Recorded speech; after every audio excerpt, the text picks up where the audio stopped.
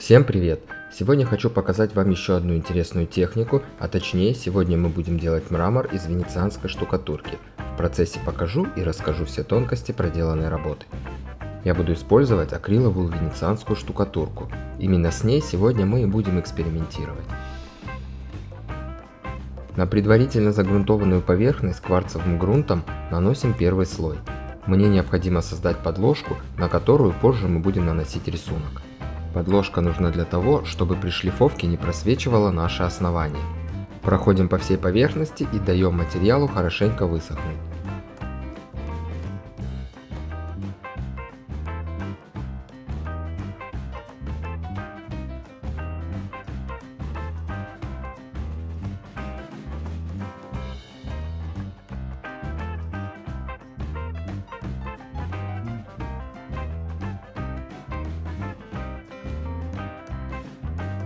Следующим этапом нам необходимо подготовить состав для нанесения рисунка. Для этого я буду использовать разбавленную водой венецианскую штукатурку и немного черного колера. При окрашивании штукатурки стоит помнить, что исходный цвет после высыхания будет на 3 тона светлее, поэтому, учитывая эту информацию, цвет нужно делать немного темнее, чем тот, который нам нужен на выходе. Затем наносим рисунок. Материал я буду наносить кистью. Этот этап позволит набросать общую композицию, задать траекторию и направление нашего рисунка. После каждого нанесения материалу нужно давать высохнуть, затем наносить следующий слой. Слои у нас очень тонкие, высыхать будет очень быстро.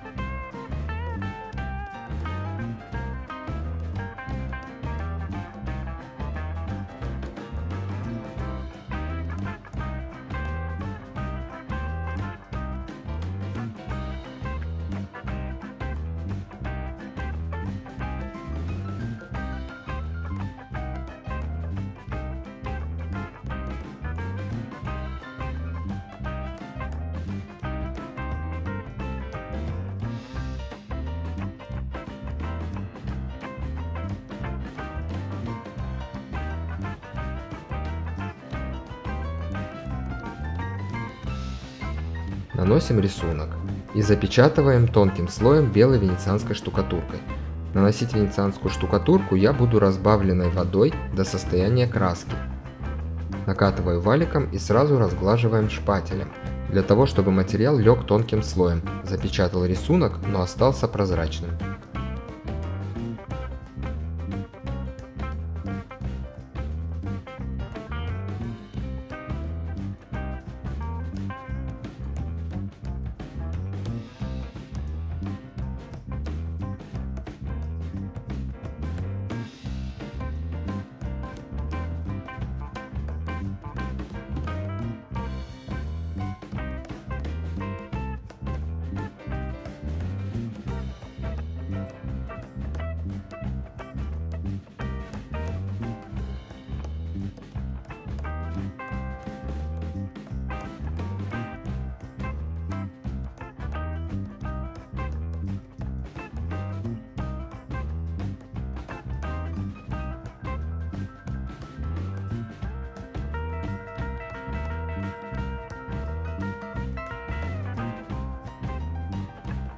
После полного высыхания я прохожу всю поверхность шлейф-машиной с 320 наждачным диском. Необходимо сделать поверхность максимально ровной. Хорошенько проработать внешние и внутренние углы.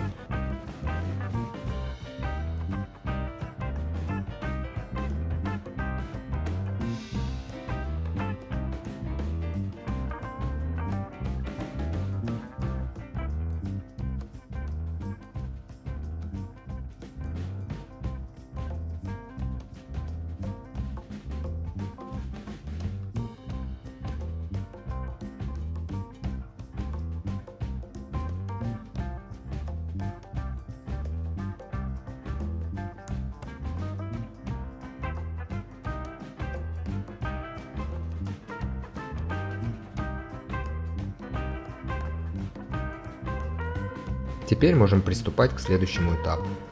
Цветовая гамма для нашего мрамора будет состоять из 3 цветов: черный, умбра и базовый белый. При создании любого рисунка мрамора желательно иметь под рукой образец, от которого мы будем отталкиваться и формировать наш рисунок.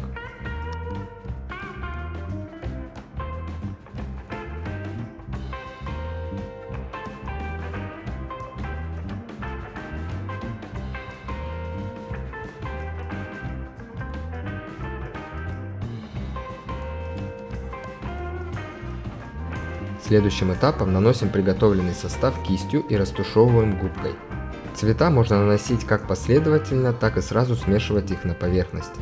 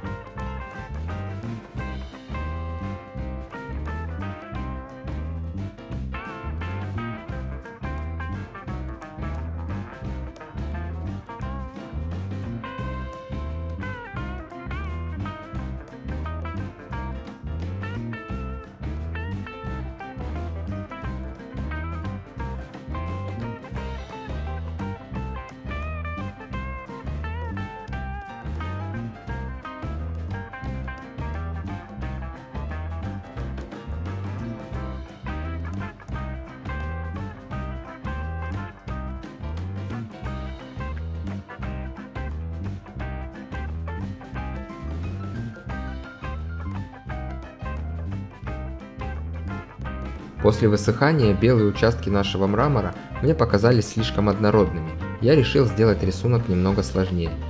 Слегка подколерованной венецианской штукатуркой я накатываю валиком легкий рисунок. Наношу материал пикселями, где-то больше, где-то меньше. На мой взгляд, рисунок должен стать более интересным.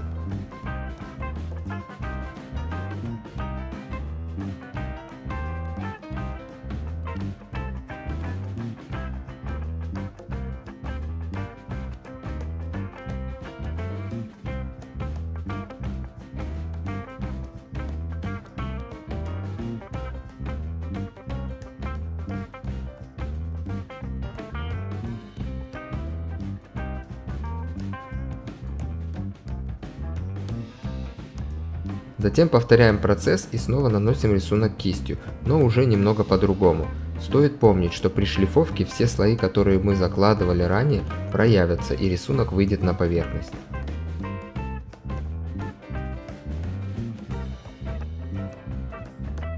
Что касается прожилки, многие мастера рисуют кистью и растушевывают.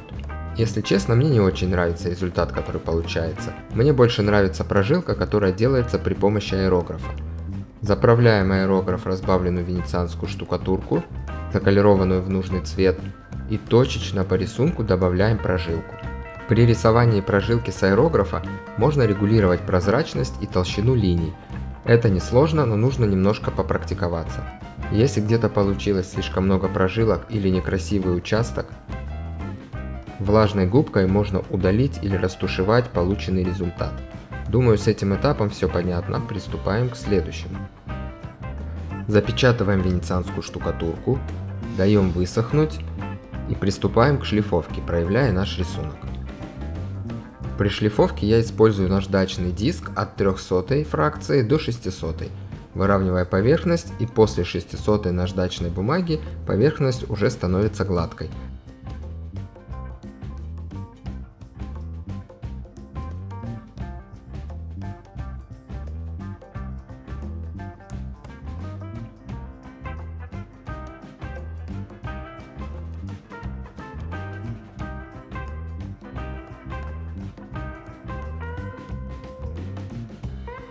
Затем беру шпатель, пройдусь по поверхности и уплотню материал. Как можете заметить, после уплотнения материал приобретает блеск и свойства полированной поверхности. Этот этап называется железнение. Некоторые венецианские штукатурки можно сделать зеркальными без применения воска. Но для того, чтобы получить максимально зеркальную поверхность, я буду использовать воск. Наносить воск можно как шпателем, так и губкой, методом растирания. Главные свойства, которые дает воск, это возможность максимально отполировать поверхность, плюс защита от влаги, а самое главное, проявляет насыщенность цвета. И наш рисунок становится сочным и ярким. Воск бывает разный, у каждого воска свои характеристики. После нанесения воску нужно дать время впитаться и высохнуть, после чего можно приступать к полировке. Хотя некоторые мастера полируют сразу после нанесения, но это скорее всего зависит от самого воска.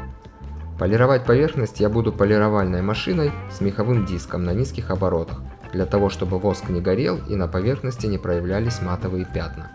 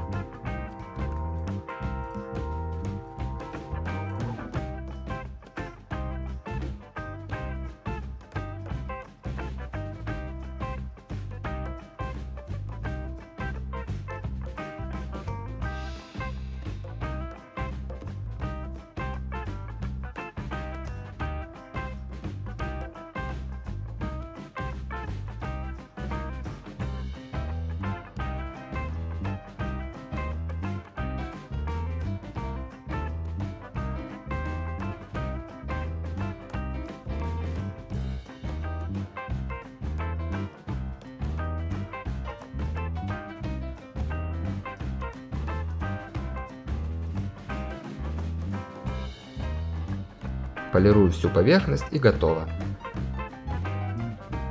Как вы уже поняли, в каждой работе я пробую все новые и новые техники. Хочется разработать одну универсальную для получения абсолютно любого рисунка мрамора, и не только. Немного позже я покажу, как делаются более сложные рисунки. В качестве примера прикреплю несколько моих уже реализованных работ. по которым позже я сделаю подробный мастер-класс. Так что подписывайся на канал и не пропусти. Надеюсь, эта информация будет полезна и пригодится вам для реализации ваших творческих идей. А на этом у меня все. Увидимся. Пока-пока.